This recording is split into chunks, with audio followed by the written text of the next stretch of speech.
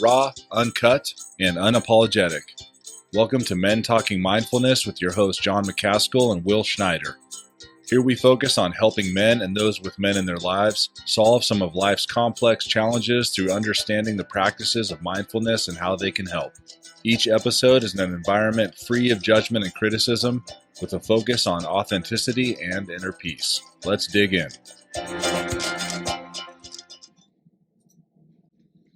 Welcome back to Men Talking Mindfulness. Today we kick off season number 7. We're like, you believe it, John? It's crazy. 7 seasons Crazy. of me and you doing this whole thing. Hey, we appreciate you listening to the show and helping us grow this mindfulness community. As John and I continue to teach self-awareness and continue to adopt our own mindfulness lifestyle, one of the biggest challenges we continually confront is dealing with our emotions. I'm sure that most of you can relate to a circumstance where your emotions got the best of you, one where you overreacted in an unskillful manner that left you feeling regretful or ashamed of what you did or what you said, or most likely both. This happens all too often, and we are living in an environment where emotional reactivity seems to be the norm for most of the population. When we live in this reactive state, we stop listening, we get defensive, our minds start racing with stressful thoughts, and solutions to problems seem impossible. What if, instead of reacting unskillfully and adding to the drama, you develop a skillful approach by responding to circumstances, whatever the situation, responding with a cool head, an open mind, a relaxed body? What is possible now? To help us understand how to acquire the necessary skills for a responsive approach to life, we would like to introduce our guest today, Dr. Charles Freligh. Charles is a clinical psychologist. Freely, man. Freely. Shit. John, we literally just went through that. I know, like raw, uncut, unapologetic, but I apologize, right. Charles Freligh, right? For Freely. Your last Freely. Freely. Okay. Freely. With one F. Okay. Freely. Okay. Charles Freligh. Charles is a clinical psychologist with many years of therapeutic experience, working with individuals and groups, as well as teaching at universities as an adjunct professor.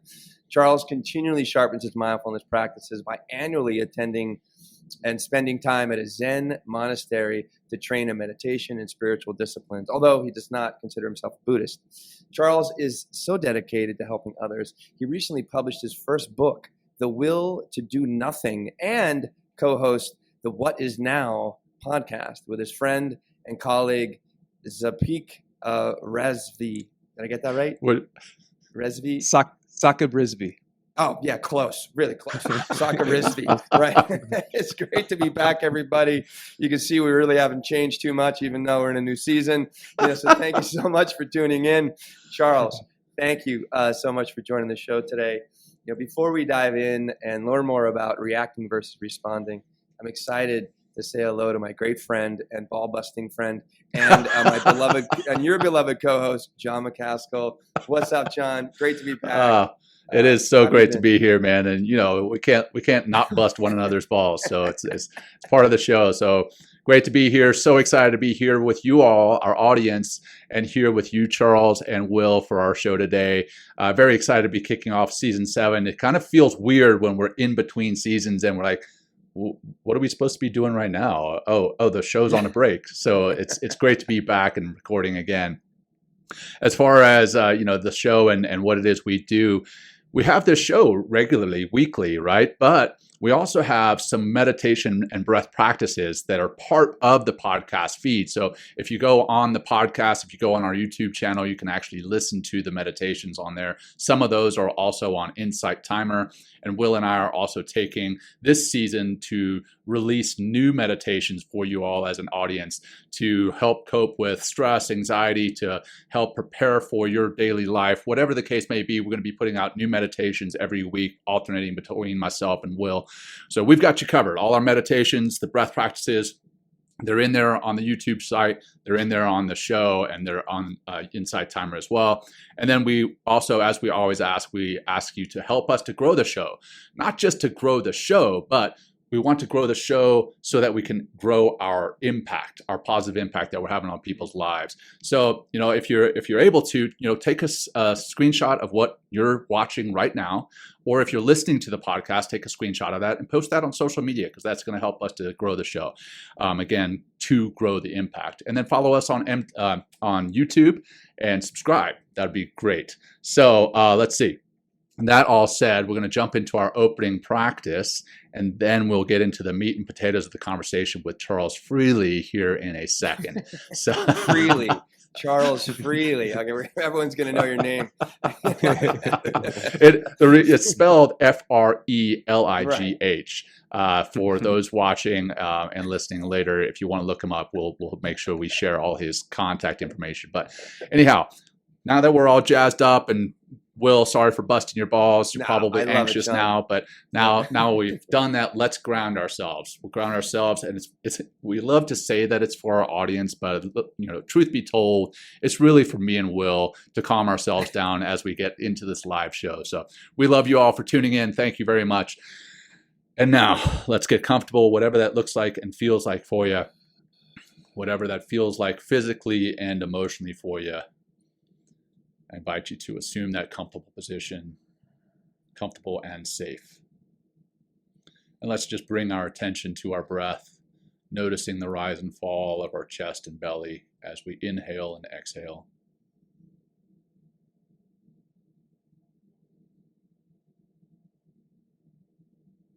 And we'll do 5 concentrated and intentional breaths together. Begin by exhaling, bringing your navel to your spine. Nice deep breath in. Hold at the top and release. That's 1. Deep breath in, filling up from the bottom to the top. Hold and relax.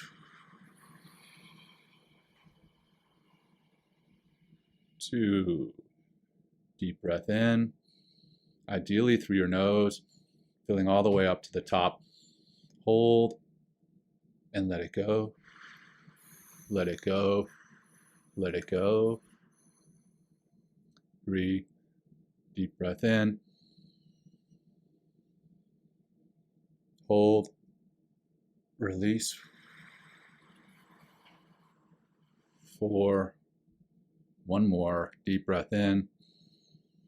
Filling all the way up. Extra sip at the top. Hold and relax.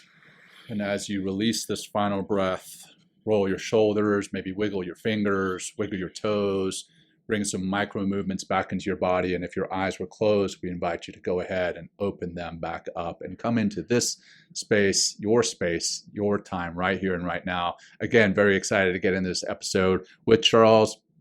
Charles, thank you so much for joining us today. We're excited for this. Thanks for having me. Well, let's just jump right in. So a little background for the audience before we get to the questions. I asked Charles to come on this show because I was getting back into my reactive self. And I personally went on Insight Timer and I looked up reactivity versus responsiveness, and his show or his course, I think it's, if I remember correctly, it's 10 different sessions. Learning to respond without reactivity popped up.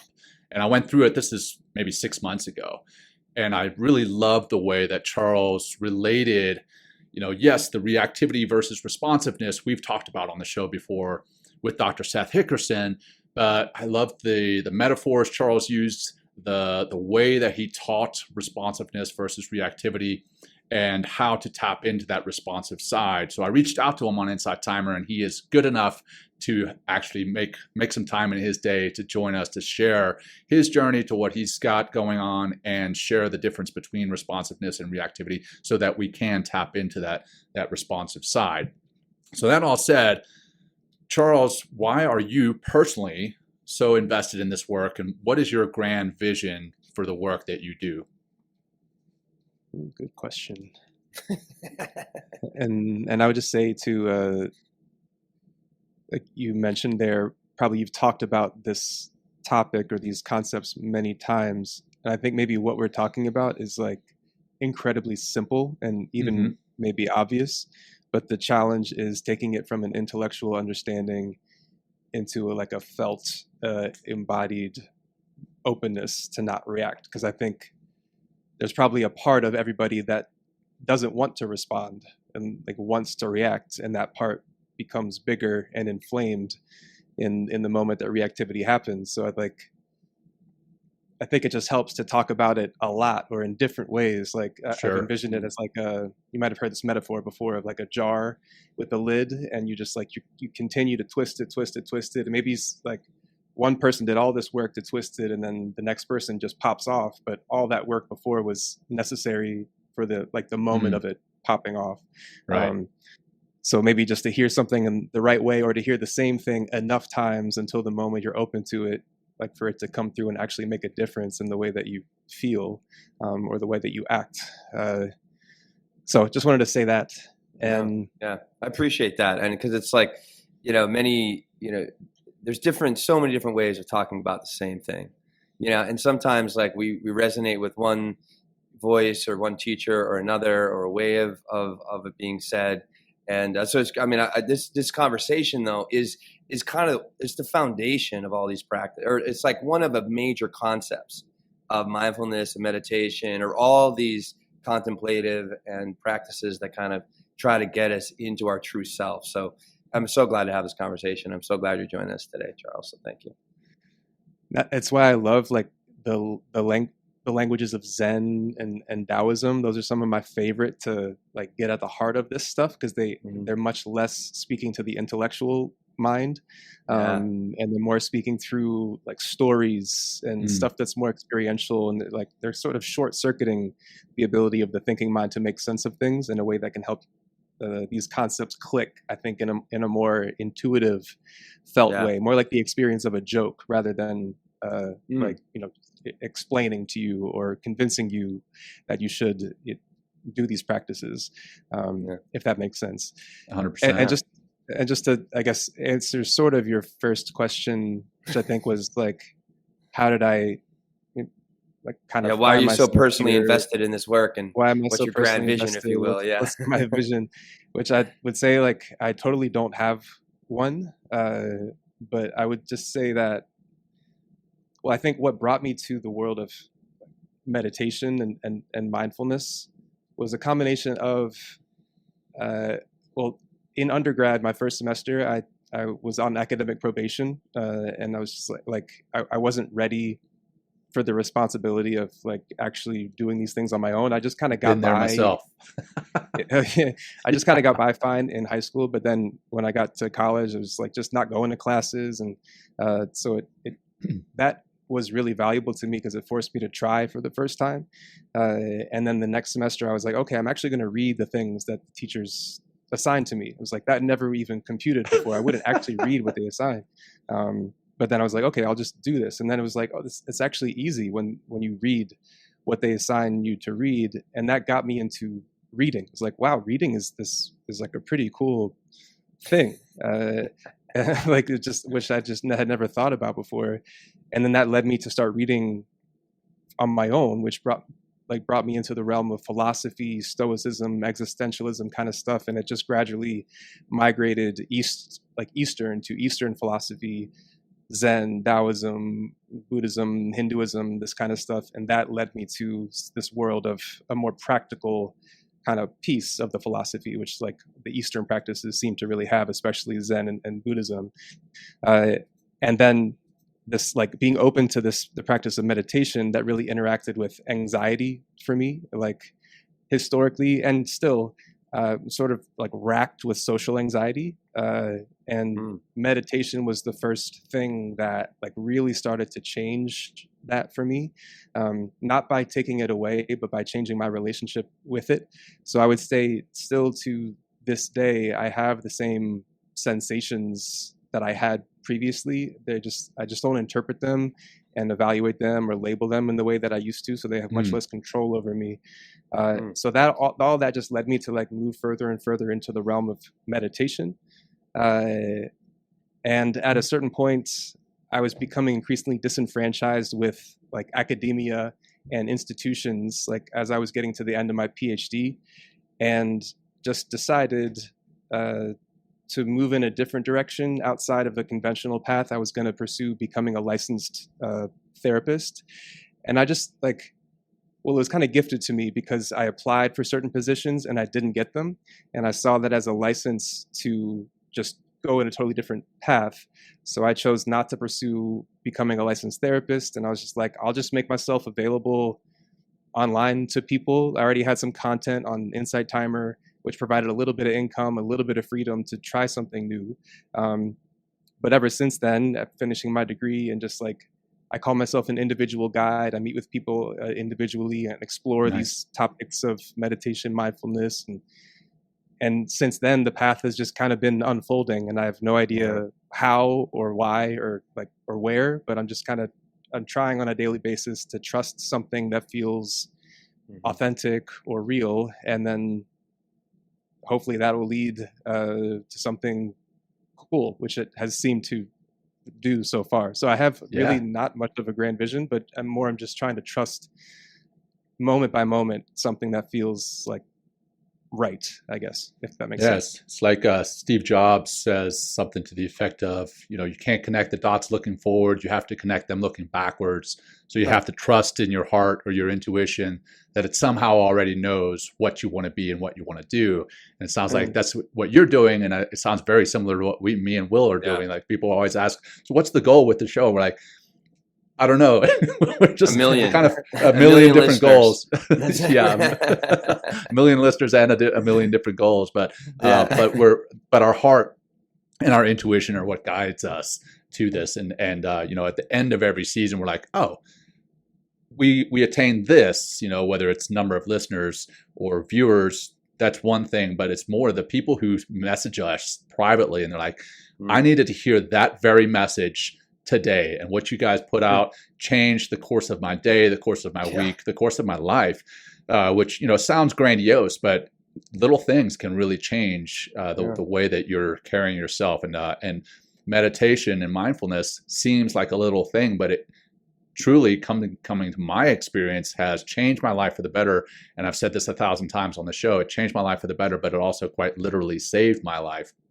So I'm very excited to be sharing these practices with our listeners, with our audience, and the vision continually changes. So thanks for that, man. But one thing that you mentioned in there is you have these feelings, these experiences, and then you try not to label them. And that brings me to something that you talk about in your course on Insight Timer. You discuss the difference between words, like the letters that form these words, and the sounds that we say and sounds that we say hear, and the concepts that these words represent. And then you further talk about curiosity versus interpretation. What do you mean by this, and why is it important to understand that?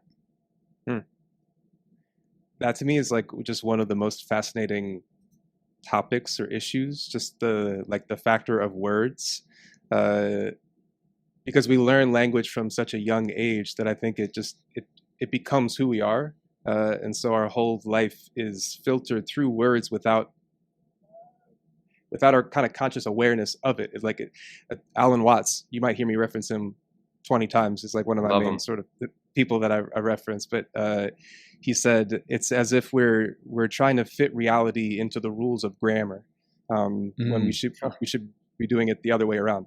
But we maybe have no option if not for investigating words, because I'd be interested to hear what you think about this. But the next book I'm writing is called Matching Meaning, and that to me refers to this process of so right now we're communicating back and forth, and to me there's just a felt meaning that has no words, but I'm trying to get in touch with it and capture it and use the words that I have. I don't know how that's happening, but use them to translate the meaning and feeling that I have over to you. And then you have all your words and your experiences and your filters. And the hope is that meaning can get across and make its way through and connect on a felt level. But probably very frequently, I wonder, that maybe doesn't happen because of all of our layers of protection and our filters and the way we are immediately interpreting everything that we hear. I think ultimately for a sense of control. There's Eckhart Tolle said in every interaction, there's actually at least 4 people involved. There's my ideas of me and my ideas of you, and your ideas of me and your ideas of you. And all of that's getting in the way of like a real present moment connection with another person. But I think what that provides is a lot like a sense of control. And so going back to the like how that helps with a feeling, when I call what I'm feeling, so I'm in this moment, and even now I feel sensations that could be labeled as anxiety. Sure. Just because there's a feeling of like pressure, attention on me, and so I think just on a survival like instinct level, it makes sense because you're exposed to like, potential predators. But then add to that maybe experiences of being embarrassed or feelings of fear, being awkward, like all that stuff adds to this sensation. As soon as I call it anxiety, it helps in a way because it allows me to have some sense of like control and familiarity over it. But then if I keep it on that level, it's like a way I've thought of it is like, it's like changing running water into an ice cube.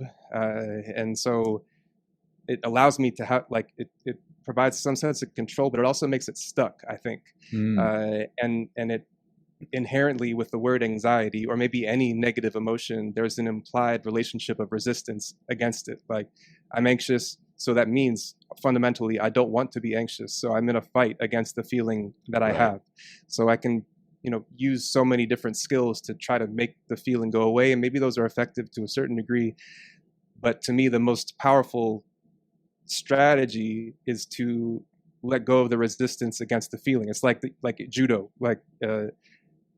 I like thinking of judo a lot as it pertains to many things, like interpersonal interactions or internally within yourself, the powerful art form of not pushing back, not using just your limited amount of force, but moving into a stance of openness and receptivity and allowing like the feeling in this case to just come through you and sort of move on through to the other side.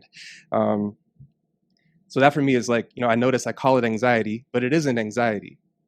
Anxiety is a word. It's a collection of letters. It's a sound, specifically in English. Maybe there are many different words that could be used to describe the same thing.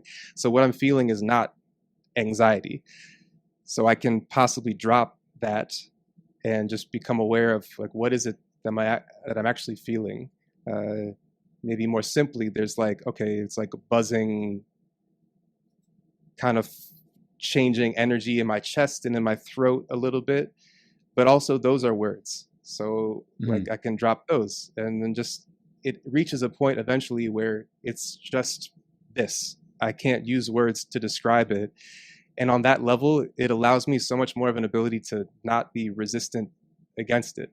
And there's a way in which that allows, I think, the feeling to move back on the level of water. And it just kind of like arises and moves through you. And maybe it gets bigger, probably gets bigger first, but then like a wave, like it comes and it crashes over you. And then you find yourself on the other side, as long as you're not exerting resistance against it. But I think that's the really challenging thing for people to not do, because if I call it anxiety, it gives me a sense of, I know what this is. I hate this thing.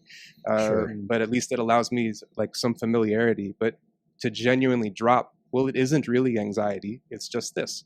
And on the level of just this, like, oh, it's totally okay. It's sort of, it couldn't not be okay. Right. Unless I label it and evaluate it as not okay. If that makes sense. What do you think about it? Does. 100%. I love well, that. I mean, this too shall pass. You know what I mean? It's like, if we get attached, to that feeling and then start judging ourselves, then that's when we get stuck. That's when we turn into the ice cube. But if we just keep flowing and just be with the experience, even like I like what you're saying, just acknowledge, that feeling, oh, and then it gives us, that's why the practices are so great. It's like, well, if I'm feeling anxious, I can feel my feet, I can take a breath, I can change in that state. So the language is very important, I feel, and knowing and experiencing and, what the body is doing, and that's really activating the mind is what the body's doing. And also obviously the way we're interpreting, the world and this conversation in the mind. But I think it's like, that's why these practices are so incredibly important, because, we're never in one steady state. We're not in a stagnant state. We're always flowing. We're always moving. We're always going from one thing to the next. But I think when we begin to practice, and we'll talk about what these practices can look like, and ones that are very effective for, overcoming, getting responsive and being responsive to yourself and not reacting. Reacting would be like, oh, I'm a piece of shit, I'm angry, or I'm anxious, or I'm angry. It's like in judging yourself, versus responding. And that's when you'd be like, well, okay, feeling a little bit of flustered, feeling of this, maybe I'm, not saying the best words right now, but you know what? It doesn't matter. Like, because I think what's really helped me become a better teacher, a better speaker, a better human being is just owning my experience, whatever it is. And then also the trust that comes in with from the practices, and the confidence that I developed from the practices, because I know how to relax. I know what it's like to be in a state of flow. I know what it's like to be in a relaxed state of being, a relaxed state of mind, and just trust, I think is a big part of grounding yourself into the here and now, and just and also let me know if your experiences are like this as well. Like when I do get into that rested space, I'm not just connecting with you guys, connecting to myself, but I'm also like, there's a divine intervention, if you will, that starts to flow through me, because I'm getting like little hives, like just talking about, I just become a conduit for the work itself. But the only way that I really am able to get there is by being calm, present. But I'm only able to get to that place by practicing and stopping. We're going to talk about doing nothing and how incredibly important that is, in order to get to this relaxed state of being, and just letting things just be as they are, and not judging yourself as you move through them. Are you referring to their access to that thing kind of flowing through you, when you're in the role of teaching, or more generally just in your life? I mean, in both. I mean, when I'm when I'm teaching, for sure. I mean, it depends. I teach a lot of meditation, a lot of yoga, and breath practices. So I'm very confident and very grounded in them. So I don't know exactly what I'm going to say, but I know what I want them to learn. But even in just conversations, sometimes I'm like, wow, where is this coming from? Just stuff just kind of coming through me. So it could be both, but I think you only get there is when you let go of the judgment, you let go of that reactivity, you let go of the criticism, that imposter syndrome, the narrative, the destructive narrative in the background, and just get to peace with being a human being. Is where we're flawed, we make mistakes, we're going to screw up. And the more I think you also give yourself that permission to do that and get a little ugly and be a little embarrassed, you realize the next morning, oh, I'm still alive. You know what I mean? It's what's next? You know what I mean? How, and then I also put myself in those situations. So I want to, fail, if you will. So then I get some more knowledge because the results that I get back, and then I try a little bit differently another time. And you just grow and grow and grow. And you kind of get with this, Dr. Seth, we'll mention him again. You come into this unfuckable nature. Just be unfuckable, and because that means you're not fucking with yourself either. So there's a Marcus Aurelius quote of none can do me harm, which I like too. The same thing, just there's a certain maybe level you can reach where you're unfuckwithable. Maybe by allowing yourself to fail, like you said, potentially you're just and then you realize, you wake up again, oh, I'm fine. I actually am fine. And then that thing that's inside you that becomes reactive begins to really trust that you will be fine. I think maybe the big challenge there is the letting go of control piece. If you're leading someone, or if you're in a conversation, I think for me that's such a huge thing, where I'm not anxious at all, as long as I'm getting out of the way of trying to prepare what I'm going to say, or trying to control it so much. The thing is just, it goes along too with, putting in the hours of preparation and of, reading these things, practicing these things. So, you have 100%. The stuff to share and say, but then in the moment of doing it, it's only going to get in the way if I'm trying to manicure my message to share with you, and it's going to feel less authentic and and real, Yeah. and probably the other person is going to feel that too. But if you can just like trust, somehow these words are happening now in this moment, and there's no anxiety whatsoever, because I'm not really in charge of it. It's just happening. But as soon as I start thinking like, oh, what did you think? What did you think when I said that word? And Oh, like, my it's God, then yeah. I'm going to crunch up with this anxious energy that's going to block the flow of that stuff. And also blocks whatever that is. connection to the other person too. You like start to put up a wall because it's no longer a dynamic exchange. It's like we're both in our heads and we're both analyzing, judging, criticizing, and it's just like, it just becomes whatever. I mean, it's meaningless in that regard. And that's what we're really trying to get to, right? The meaning of things, the experience that I'm having and the meaning I'm bringing forth through that experience. So, but this is great. Should we anything else on this? Because I love to kind of jump into the R versus the R, reacting versus the responding. Go for it, anything else, Will. Charles? Or you want? Okay. Let's just because we're really at the top at the top of the screen, learning to respond without reacting. So let's just break down. Our audience is. I like to say we have a sophisticated audience. They've been listening to us for quite some time. We definitely have touched on this topic quite a bit. But give us the basic of, if you will, of mind and body, of responding versus reacting, and what that looks like, and and just kind of give us that POV of the psychology and the physiology of when we're in either state of responsiveness or versus reactivity. And I would say we were just kind of discussing it, but maybe in a different way. It's just, I guess, a sort of a visual way that I think about it, and that for me is just helpful broadly, is like a tight fist and an open hand, and how if I notice that my energy in my body is feeling more like this tight fist that is representing my whole body, I'm probably a bit more in a reactive state, and that to me is a sign to, well, first of all, just slow down, don't do anything basically in that moment, and that's the first thing, because probably I'm pulled to do something, and that's where reactivity comes into play. I do something that's just habitual, that allows me to express that tight feeling that I don't want to have. So maybe I say something hurtful to someone, or I go drink, or do something that's going to numb the feeling, or help me avoid it, or distract from it, or just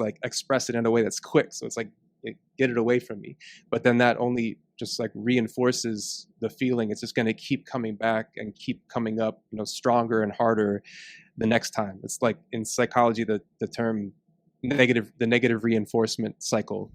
I do something to make the feeling go away quickly, but I'm reinforcing needing to do that every time, and it's just this feeling is growing stronger and stronger under the surface. So the hope is that practices like meditation, or having these kind of discussions, helps you realize that, well, it's actually the easiest thing. First of all, just don't do anything about it. Just stop whatever you're doing when you notice this a tight feeling, and become aware, a sort of inner awareness of what's happening, first of all, just in the body, where is the tightness?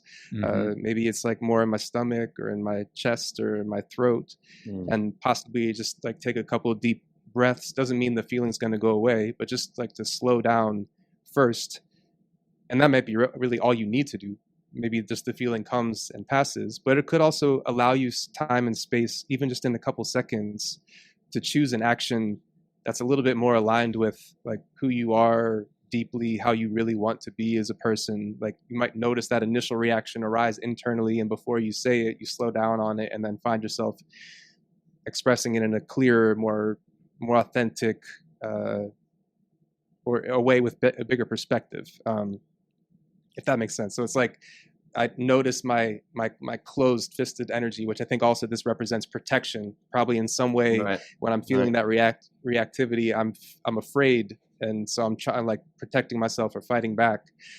So if I can slow down on that and kind of open the hand up, the internal hand up, that allows me a bit more space to then act in at least a slightly different way in that moment. And it maybe also increasingly provides trust to my reactive part, that I will be okay if I don't react immediately, like whatever it is. Yeah. Which I think is this really simple thing, but could be a lifelong practice to train yourself to just like slow down when you notice reactivity building up. And for me, that's just like throughout the day, maybe 1,000 times a day, my chronic reactivity is building up under the surface based on my early years and the experiences of my past. And, it was built up for so long that it probably will be still happening for the rest of my life. But I can just continue to do this practice of opening back up, like noticing the ways that the internal fist is tightening and then just releasing, optimally beginning with some sort of meditative practice in the morning where that's like a deep release and you get in touch with how you really want to be this day and in your life at this time. And then inevitably the reactivity will just like pick back up throughout the day. The stuff that happens, that interaction with that person, getting cut off in traffic, like all these things will just build it up under the surface. But if you have some means of regularly just a couple of deep breaths, like every minute, it doesn't take much. Like you can kind of do that throughout the day constantly. And I think that allows you more and more capacity to not have to react when something bigger happens if you're regularly emptying out that stuff that's building up under the scene. And you speak about that in your course. You use a metaphor of the boiling pot. It's kind of like a pressure cooker. And if we continually just add these little stressors throughout the day and we never release that pressure, we're going to explode at some point, or the lid's going to pop off that boiling pot and it's going to overflow. It's the release that we need, and that can be through that big time release in the morning of a meditative practice, and then maybe a mindful meal through the day, turning off your phone for a few minutes and just sitting out in nature and taking in the sights and the sounds and the sensations. Being mindful, living mindfully, not getting physical as well, going for a walk. Yeah, 100%. Having some type of release and identifying those releases that work for you and then implementing them in your life. But I want to talk, again, man, your metaphors are awesome. The closed fist, the boiling pot and everything else. And in your course, again, this is not meant to be a huge plug for Charles's course, but I do swear I thought it was fantastic. And I'm going to go back into it again here after this. So you talk about the pause button, and we've talked a little bit about a metaphor similar to that in the past. How important that pause button is, but you can't live on the pause button. You have to eventually press play. Noticing when you're like a boiling pot and letting that letting some of that steam go, and then you talk about the thoughts being like trains pulling into a train station. You're on a platform and you can step onto the trains, but then you have to be aware that you're on that train and you're going to go where it takes you. So if it's not where you want to go, you have to step off that train and step back onto the platform. Can you tell us a little bit about those metaphors, what they mean a little bit more than I did, and then tell us how we rewire our brain to see things differently so that we can respond and be less reactive? Yeah, and I will just say too, with those like the mini practices, sometimes someone might feel like they don't have enough time in their day to do something, but I do think it can even just be a couple of seconds here and there, again and again throughout your day. If you do that, like it will change the momentum of the rest of your day, like completely. Even if you just take a couple seconds of a deep inhale and exhale, like in my work, sometimes I'll be meeting with several clients in a row, and there's a way in which that can kind of get heavy, or like build up, or I might get drained, or I have less capacity for this next person if I'm feeling the weight of all of them kind of together.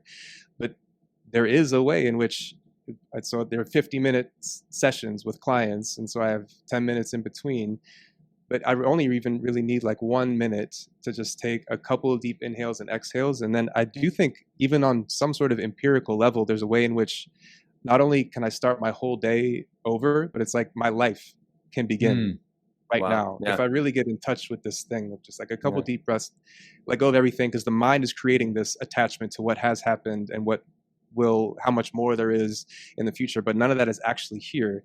So all I need to do is like a couple of deep inhales and exhales and get back to like my present moment surroundings, let go of the labels, the interpretations of what's happening, and just feel this. And then it's like, the day did just begin right now. And then I have all the capacity in the world to be here with the next person that I meet with, but I have to keep doing that like again and again. Right. And then I have all the capacity in the world to be here with the next person that I meet with, but I have to keep doing that like again and again. I just want to say that. Yeah. No, Yeah. but I think it's also important because, like, how long you've been practicing? How long you've been, how long you've been in the game? I guess if you could say. Yeah, probably like 13 years or something like that. I'd say. Yeah. I mean, so there is like what I'm alluding to is like, you're able to bounce back so quickly because of the foundation you've created on the inside. Right. So anybody that's listening out there, it's like, it could happen in a minute. It could happen in 3 breaths, and that's great. But if you're like kind of very new to, and kind of just really understanding what we're saying, or kind of catching half of what we're saying, and hopefully, we are making a lot of sense. It's not an intellectual thing. It's an embodiment. It's a mind-body connection that the only way we really get to know that connection is sitting, getting quiet, meditating, using our breath.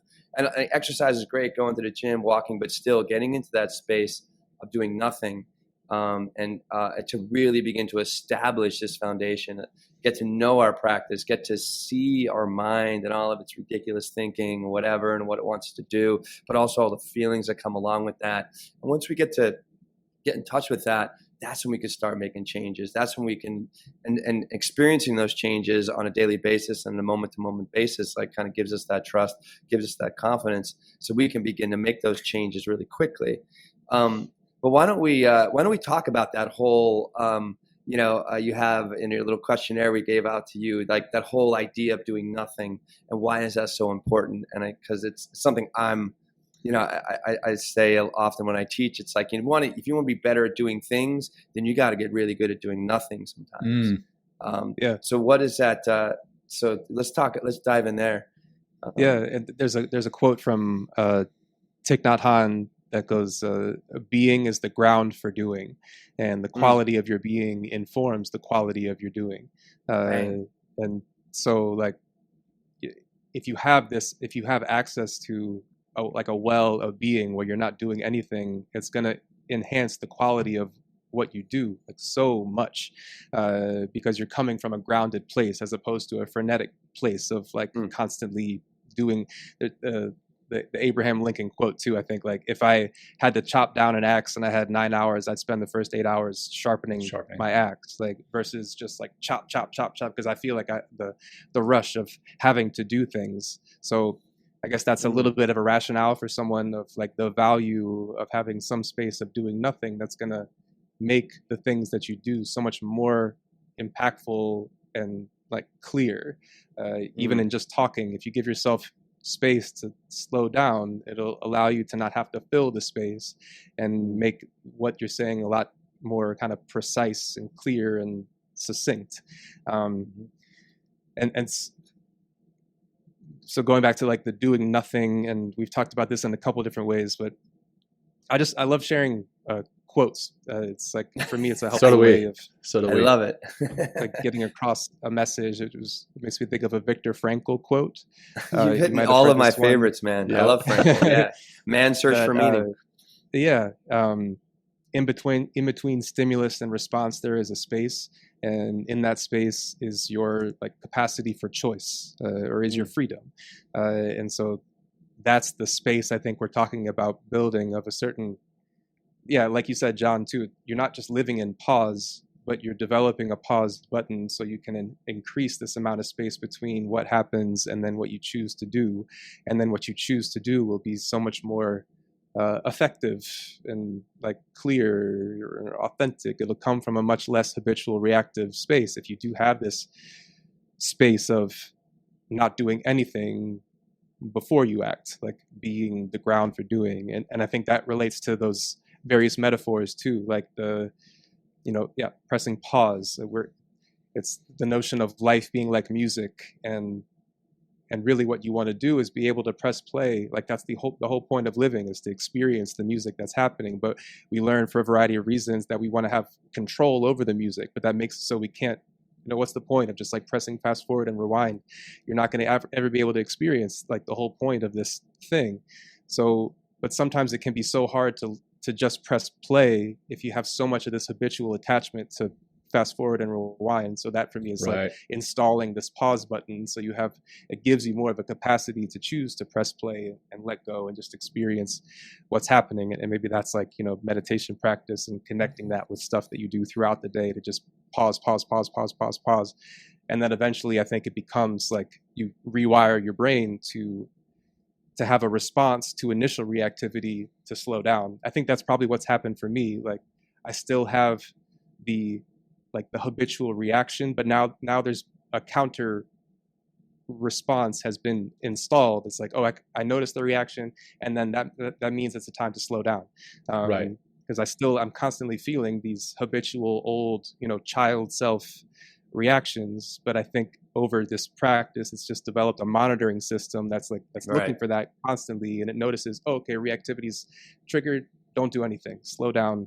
Open yourself back up, and then that allows, like maybe in a conflict with your partner or something, like you feel the urge to say something hurtful because you're hurt, but then that allows you to just not do anything at first, and then say something that's a lot more clear so the other person can actually hear what it is that you're trying to say. And with the train station metaphor, like it's the same thing. Just there's constantly these habitual mind thought trains that are happening, and they're probably always taking you away from just what's happening right now. Like it might be, plans into the future, plan, or memories or fantasies, or it's just this stuff that has been, I think, also like in the brain, just wired to continually happen. It's like the default mode network. Are you familiar with with that? Like this so cool actually that I don't know how much you know about it. Like they found we'll talk about it. Talk about a little bit. Sure. Let's get our audience informed, please. This is a circuit of brain regions that they discovered by accident, because they were in this study some time ago. They were looking at two groups, and one group had a certain task that they were doing, and they wanted to see what brain activity was associated with this particular task that they were doing. I don't remember the task. It's less important than what happened. So in order to measure that group's brain activity, they had to have a comparison control group that was doing nothing. So their task was to not do anything. And then they measured their brain activity, and that was supposed to serve as a baseline to compare this other group to see what the task would do in their brains. But the most interesting thing that they found in the study was that the control group, when they were given the task of doing nothing, there was actually a certain circuit of brain regions that relatively increased. And so they were like, well, this is interesting. And so then there's been tons of research since that point that has identified and described this part of our brains called the default mode network that comes online when we're not fully engaged in something that we're doing in this moment. And all of that is like self-referential stuff. It's like the story of me and my worries and my insecurities and all this self-conscious, I mean, you might even call it the ego, like that comes online when you're not fully engaged in something that you're doing. And what they found is that meditative practices and a variety of other things, like, and even like psychedelics and stuff like that, has quieted the default mode network and allows you to shift back into just doing what you're doing right now. H and N, here and now, right? It's the only time it ever is. A term I like to use is like then and there versus here and now. And like in any moment, you can notice the way in which you're then and there. That came from I used to do group therapy at a college counseling center, and they were called process groups. And so the whole the aim of the group was just to have a real, authentic, present moment connection amongst a few people. And there was like a kind of a group agreement at the outset. It's just like, notice whenever it feels like we're moving into then and there, and see how we can bring it back to here and now. And like, I'll call you out if I feel like what you're saying is moving me away from you. Like it probably means like moving into maybe stories or like other things. It's like you can just feel the energy when it feels less present and less here and now, and you might kind of like feel a little drained, or it's like, where is this going? I think the default mode network starts to come online, you become less engaged, and then that would be in those moments a trigger to be like, okay, it's feeling like it's a bit more then and there, do you feel that way too? And if so, how can we bring it back to a more like here and now experience? But that for me is a helpful like all these little like visuals, metaphors, like they're just ways of remembering to put in this practice that is so simple, but sometimes it can be just really useful to have a visual, a metaphor, a little phrase that helps you remember, like, okay, in what way am I then and there right now, and how can I come back to just here and now? Right. Which I don't know how we got here in the conversation. It doesn't matter. It all is flowing together, and it's all making sense. Well, to me, I mean, but I think it's the trains. The train started the default mode network. Exactly. That's also a fun thing to do for me as it relates to the trains. Is like, if you find yourself mind wandering, see if you can trace it all the way back, like the association of thoughts, and then get back to the starting point of where the mind started to go, which can help you feel a little bit more of a reset, like get back to the present moment.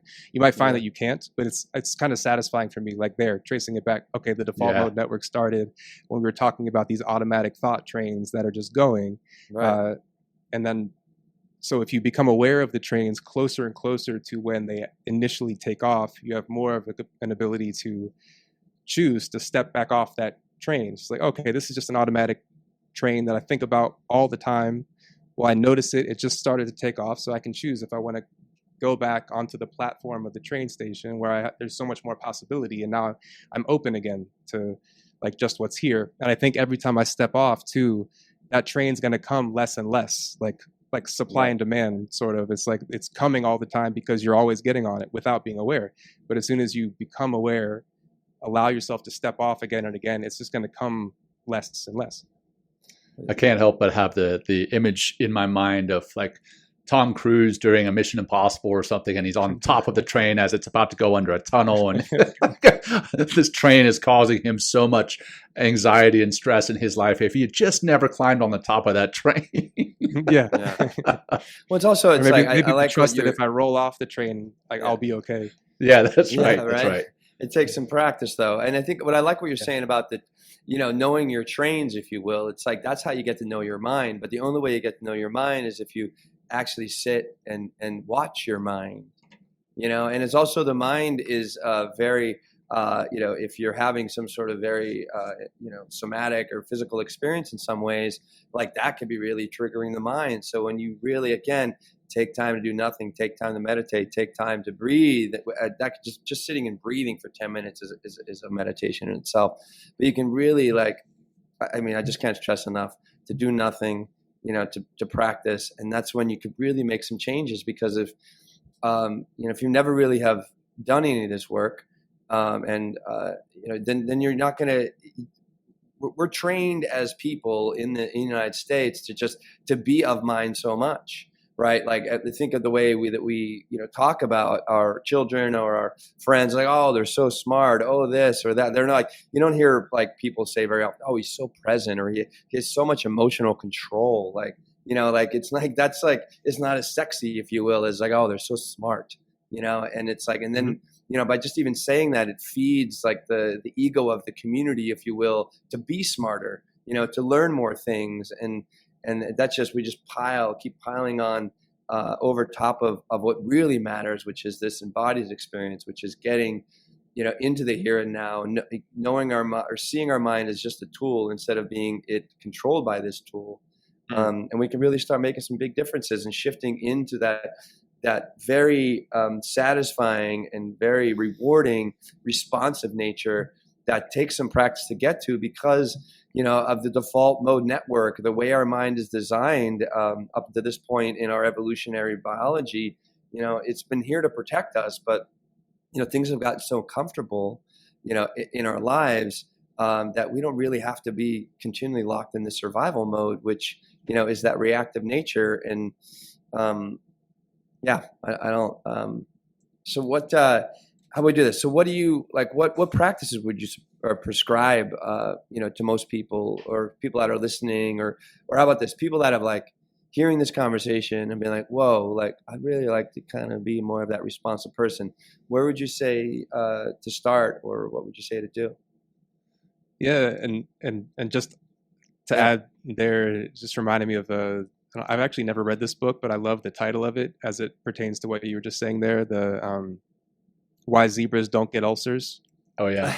That's a Have you great, heard wow, it? that's a great Have you read title. that one? Yeah, Yeah, just I've read it. the basic, that same notion. Just, oh, have you read it, John? Yeah, basically how, they're just chill all day, and then, maybe a lion comes and they get all anxious, but then when the lion goes away, they're back at the watering hole, and all they're thinking about is the watering hole. They're not worried about the fact that a lion just chased them. They're not worried about the fact that a lion may chase them.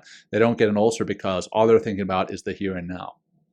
Yeah. Right. We also Like had, I the- remember Dr. Rob Kelly was on the show, and it's like when you see an animal under some threat, or maybe an animal that, gets hit by a car or something like that and doesn't get killed, they get up, they shake it off, and then they just come right back to the present moment, and like they're not like living that trauma again and again and again, because they actually don't, we don't have the same brain as them, but like just shake it off and keep going, for sure. No ulcers. Yeah. And to answer your question, Yeah. I mean, the nice thing is that there's so much content just as it pertains to meditation practice that's available, like via the different apps, Insight Timer, Calm, Headspace, all these various things, to just, and you mentioned it before too, like finding the voices that speak to you, because there's so many people. Like I think on Calm and Headspace there's less teachers, but on Insight Timer, for example, it's just this whole world of teachers, which is really cool. Yeah. It's almost like a Spotify for like meditation guidance in a way, but For sure. I think it's really valuable to like play with different voices, different people, because somebody, you might just find that they speak your language, and they might be saying exactly the same thing that other people are saying, but just something about the tone of their voice, their nonverbals, it's like you believe it. I think that can go a long way towards helping you move this kind of stuff from an intellectual understanding into a felt understanding, because it's you trust that this person is actually living this way, There you go. and that's the thing about like the voice and their guidance, that can come through and like make a connection. Like Alan Watts for me, I pay for the Waking Up app, the Sam Harris app, if you're familiar, Sam just Harris. because they have the rights to all the Alan Watts collected talks on there. And so I just, over my breakfast, I just listen to whatever current talk I'm on for 10 minutes or something like that. And it's less important to me really what he's talking about. It's just kind of like he's flowing on Zen and non-duality, all these things, which I love that stuff, but also even more so, I just consider it, it's like a gravity pull into this like here and now-ness, because I really do trust he's just letting it flow from the moment with like no control whatsoever. So the content of what he's saying might be, helpful, useful, interesting, but there's something about just the way that he's expressing it that pulls me into that thing that I already know, but it helps me to remember it. So I would just like say experiment with different guided practices, different like courses, until you find something that feels like it works. And it could also just be that you need to do several of them to get to the point where it like sinks in on a deeper level. And I would say to complement that with reading, like reading something on the topic for me is really helpful to regularly have something that's like a thread that I keep coming back to, because it will like seriously impact your practice to have something that you're reading as well. And I think even just the act of reading, it's a meditative practice, because with the way that we engage in media increasingly, it's like these little short blips of things that train the mind to constantly be bouncing from one thing to another. So to have a meditation practice and to be reading something, like for me, I really like to write as I'm reading, not in order to go back to the stuff, because I really never look back at what I wrote or underlined, but it helps me to stay engaged with it. And then it becomes this meditative practice that continues to deepen. And that really like helps with my deeper understanding of why I'm doing these practices. And it helps to keep it alive and fresh within my daily life. Like I might remember something that I read from earlier today. I'm reading a Jean Klein book, if you've heard of him, The Book of Listening. So likely at some point today, something that I read there will like come into my consciousness. And it's like just this thread, like anything you can do that helps you to remember this practice, like will go a long way. But I would say those two things, like I would say Thich Nhat Hanh books are really good Yeah. for people, especially if they're maybe more on the intro level. He has a great way. I mean, I think he speaks to people that are incredibly experienced too, but he has a way of making things super simple and like practical. One that's just called Happiness is a recommendation. It was one of the first books that I read in this realm, Happiness by Thich Nhat Hanh. So those would be two things that I would say, like, experiment with different guided meditation practices, the different apps. I mean, you could use mine if you feel I like my recommend voice it. is resonating with you. But there are so many people out there, and then I would really encourage some sort of reading, because also the reading will help you. You'll start somewhere, and then it will lead you to a whole Right. like path based on your like what you like. They might reference somebody or something, and then that will lead you to another book or another experience that you just wouldn't have known about or been open to if not for reading that. So those are a couple of things. Yeah, but also it's like, what does it mean to be the student again? I think is like, like be the student. What does the student reads? The student tries. The student practices. The student is vulnerable. The student is open. The student is listening. And that's really, and even when you are practicing, I'm still the student. I'm just receiving and listening and doing. And letting go of control, and it's just all so important. I mean, I always, I've been teaching for a long time, but I consider myself a student first to all these practices, and that's what makes me a powerful teacher. Yeah. Even when you become the quote unquote master, a true master is always learning, right? Is always open to learning new ways of doing things, learning new methods. The true master is always learning. So it's great to find another person that loves reading. Will and I love reading. We've had plenty of authors on the show, to the point where there's times it's like, oh my gosh, another book. But it's fantastic. It keeps us focused. And I love what you said there about reading, and that, there's sometimes when I'll be reading and I'll catch myself and I've read an entire page and I don't even remember what I've just read. I'm like, oh, I got to come back to the here and now. I've got to refocus on the words that are in front of me. So it is, in a way, whether you're reading about meditation or not, whether you're reading about these practices or not, you may be reading a romance novel. I don't know, whatever it is that you read. Yeah. When you notice that your mind has wandered off to, then and there, rather than here and now. Granted, in reading, you're going to be taken to then and there, but that's within the context of the reading rather than the context of your life. The here and now for your context of your life is sitting there reading a book and paying attention to the words, the letters, and the symbols that we have formed to represent words on the page, and it brings you into the here and now. So I love that you're using reading as a meditative practice in and of itself. In that way, like maybe novels might even be a better practice than reading about this stuff, because then when you're reading about concepts, it might pull you more into like the intellectual thinking mind. You'll get something out of this, building towards mastery sort of expert mind, whereas the novel is so much more, it's just about the experience. Right. So I mean, one of my like most meditative book experiences was 100 Years of Solitude, if you've read that one or familiar with that one, Gabriel Garcia Marquez, and it mainly because it took a while. It was kind of hard to get into it because it took a while to sort of figure out the language that he was speaking, but then it also allowed for this deep, rich experience. Once I got into like the flow of the language, it became this incredibly meditative thing. So I would say too, like any book you read could be that, and maybe sometimes novels or poetry or these things that are much more just the immediate experience could be more of a meditative practice. I think it's really helpful to read about the concepts to maybe get you familiar, but then it's like you probably heard this one, the Buddha talking about the finger and the moon.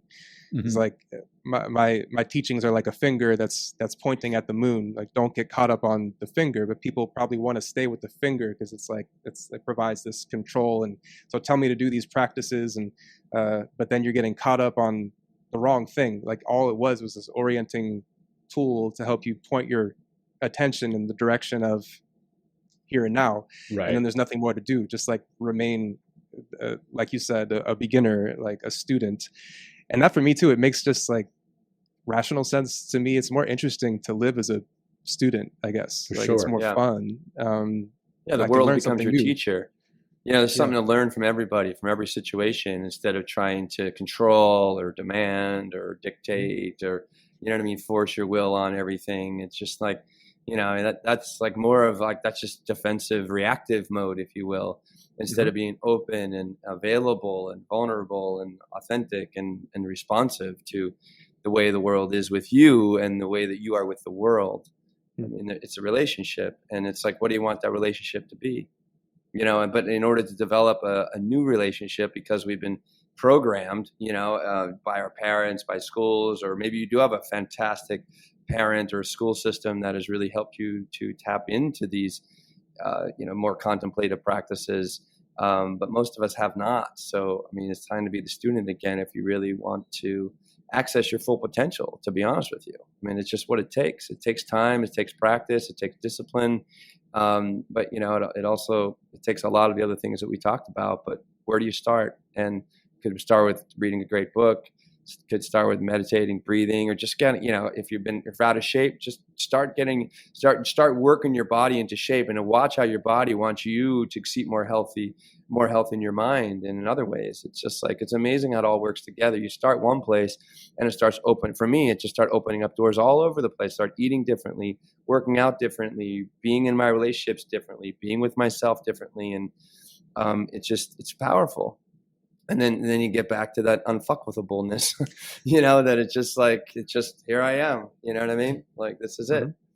So awesome. One more question, John, or what should we do? Should we close out? Yeah. I've got one more question. I think we've touched on quite a bit of it. Yeah. And if there's too much overlap, you just let me know. But as a therapist, couple of questions.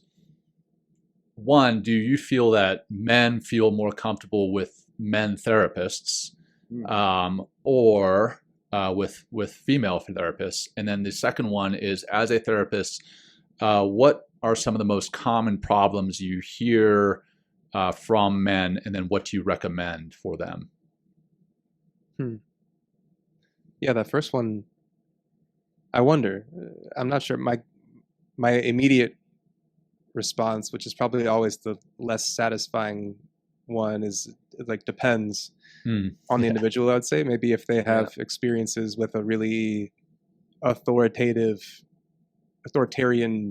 dad figure, maybe a woman is a safer environment to be in. But then also many times maybe they just feel more comfortable being open and honest with a man, which I would say I've seen both. And a cool part of my work, and it seems like maybe what you all are doing too, in that kind of situation, working with a man who maybe has difficulty being vulnerable or expressing emotion, is just in the session with him, being as honest and open and vulnerable as I can possibly be. Like, that to me is the best way that you could help somebody to embody that themselves, as opposed to maybe working on certain skills or techniques or practices, but just embodying my own, maybe I don't know what to say next, or like I feel stuck in this moment with you, like, or this is frustrating, this thing has like keeps happening, maybe do you feel like I'm not helping, or something like that. Like, just modeling a certain vulnerability to me is a really cool opportunity to do with men in particular, with everybody, but with men in particular. So, but yeah, I'm not sure about that. I think it might go both ways. Sure. And then in terms of the most common for men problems, I'm trying to think. It's hard for me to say. I think it just seems to come back to a unique manifestation of control. For pretty much everyone that I'm working with, it just finds its manifestation in different ways. Like, there's a quote that I often use in these sessions, which I think expresses my sort of perspective on therapy. we often prefer the control of guaranteed unhappiness over the uncertainty of possible happiness. Oh, Sheldon Kopp is randomly found a book from him in a used bookstore, and then I read like a bunch of his books. But that for me expresses probably what's happening for pretty much everybody that I work with in one way or another. Like, I'm choosing a sense of control, even though I know it's going to guarantee in some way my ongoing suffering, over the uncertainty of moving into something that might bring more happiness or freedom.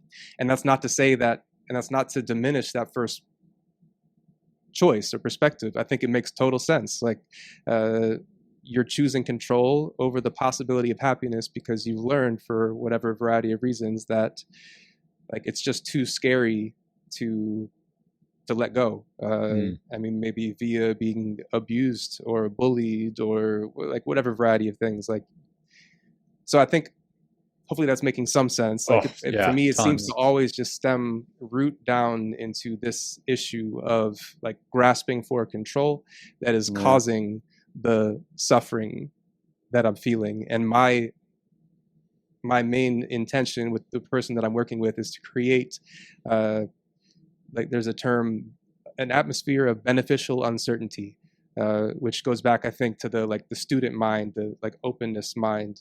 Because often I think we learn so much that it's a bad place to be if you're uncertain or if you don't know. But to create a situation in which it's like, it's great to not know, because that's the only area in which change can happen. But that means that we have to really be willing to not know, like even down to the level of like, well, if I question all that stuff, who am I even? Like, oh, that's a great question to ask. And maybe without the pressure of finding an answer too. It's like, well, nobody really knows. Like, it's all intellectual stuff. It's like, this is who I am. That's all made of words too, from my perspective. For me, it's a great question to just keep coming back to. Who am I really? Like, I can choose that now. And so it's like, to create a space in which not only is it okay, but it's great, it's interesting to be like just totally uncertain. A line from the Zen world, don't know mind, like just keep this don't know mind. Only then will you understand, if you keep the don't know mind for long enough.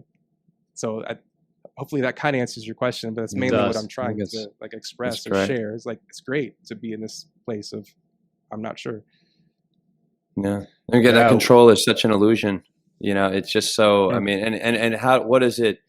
And what do we do? I mean, we need to basically keep coming back to that reactivity kind of place in order to control everything, you know, because it's just like we're holding on so tight that if something comes into our awareness that doesn't match whatever we feel as we try to control the situation, that's when we get defensive. That's when we get anger. That's when we lash out. That's when we start shaming or putting someone down or acting in a way in order to regain that control. And you just end up messing everything up instead of just listening, being, you know, going along for the ride. And like, or, you know, we talked earlier about like letting the world be your teacher.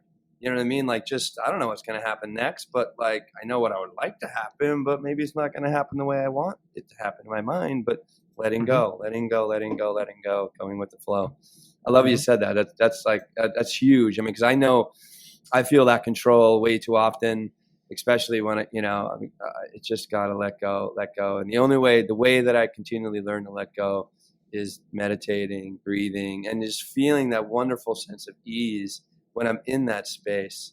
And then also and again, come back to what we said earlier, is the trust and from the experience of being in the flow and then coming out the other side and be like, wow, that was an awesome ride. And actually I gained a hell of a lot of knowledge, a hell of a lot of skills from that experience. What's next? So awesome. That seems like a pretty good place to wrap it up, man. There's several mic drops there from either you yourself, Charles, or someone that you've quoted. Definitely have to go back and pull some powerful stuff from this episode to share with our audience who may not have tuned in live. That said, we're going to come up on our final grounding practice here in a second, and I'll turn that over to you, Charles, to lead that. But I want to give you an opportunity to plug anything that you're working on. How can people find you on social media, on Insight Timer, the book that you have, and the other book that you're working on? How can people find you if they want to? Yeah, just go to charlesfreligh.com, just my name.com. That's a home for any of my stuff, or if you want to work with me individually or whatever it might be, it's all there. I can't decide on my relationship with social media. I have one like for my book. It's just called The Will to Do Nothing, but it is like a tiny little following. And for me, really, it's just an opportunity for some creative expression. If I have like a line that comes to me, Sure. put something in Canva, put it on there. It's just kind of fun. But yeah, and so my book, I have a book out that I completed last year. It's like the most meaningful, I would call it, artistic expression that I have thus far. It's called The Will to Do Nothing, which touches on a lot of the stuff that we've talked about here. If you're interested, it's available on Amazon, and have a bunch of content and courses on the Insight Timer app if you just search my name on there too. Right on. And for those who are listening, it's Charles Freligh, Freligh. It looks like Charles Freligh, but it's Freligh. So I'm not making fun of you, Will. You didn't say that. You said Freligh or Freligh. I don't even remember what you said, but it doesn't matter. John. It doesn't matter because you know what? All that is a representation of a last name that we have assigned context to. So there you go. Exactly. So, all right. Well, for our audience, if you're going to jump off right now, just before the final grounding practice, thank you for tuning in. Thank you for listening, and thanks for always supporting the show. That said, we would love you to share this show, share this episode with anyone that you feel can benefit from it. Your friends, your family, your colleagues, whoever. Maybe it's your next door neighbor. Hopefully your next door neighbor is a friend, but whoever needs to hear this so that they can learn to live with responsiveness without that reactivity. Please share it with them, then give us a like, a review, and then follow us on YouTube. And all that out of the way, I'll turn it over to Charles to wrap this show up in a nice bow with that grounding practice, brother.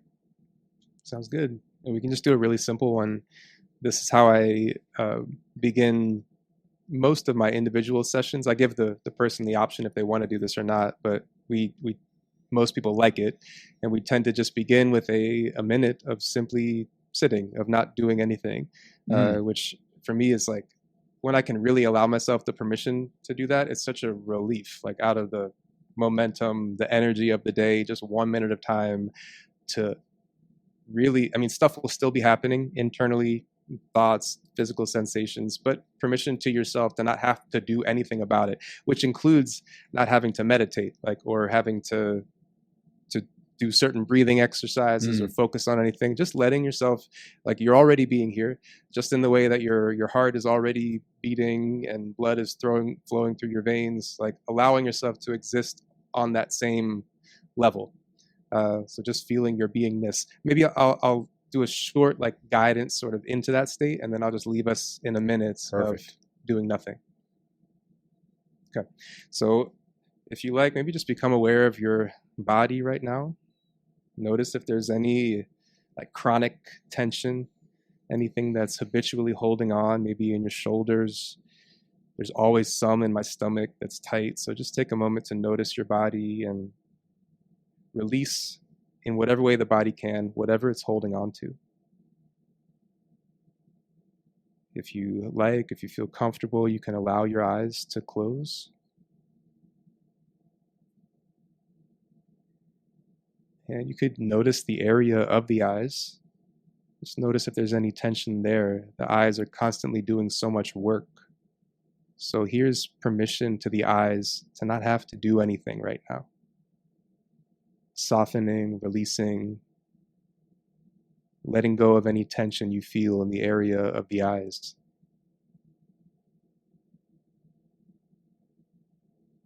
And you can let that move through the rest of your body, through the rest of your face, your jaw, your neck, your shoulders, your arms, your hands, just opening, releasing, letting go of whatever's holding on. down through your chest and your stomach and your whole body, feeling it like a big hand that is opening up vulnerably to receive the gift of this moment that we're in right now.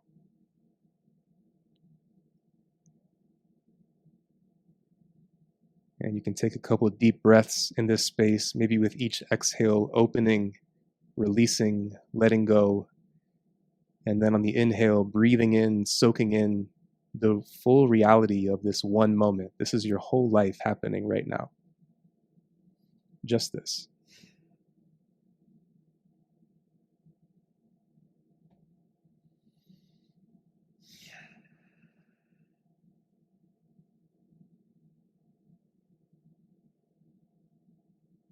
And now let's take just 1 minute of your whole day, of your whole life, to have complete permission to not have to do or figure out or solve anything at all.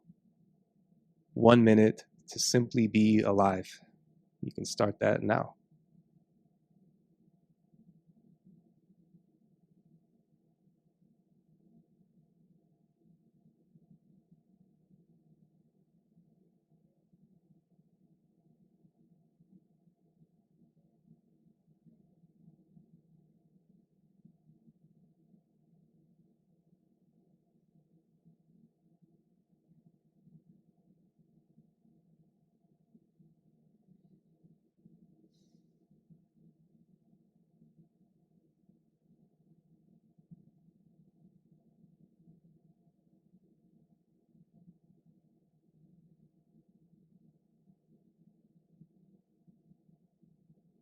And you can take a couple more deep breaths if that feels good. Again, just releasing. The tension will keep building up under the surface, and then you can just keep letting it out with the exhale.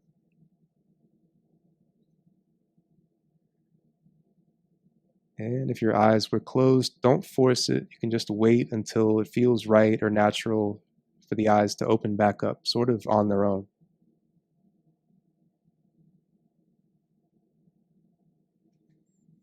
And then maybe take this energy of openness, of beginnerness with you into whatever happens next. I love it. Thank you so much for that, Charles. And I find it difficult to do nothing, right? It's hard to do that, but that was refreshing just to pause and not think about what's happening next hour, next day, earlier today, just be in this moment and not even feel like having to do anything right now, right here.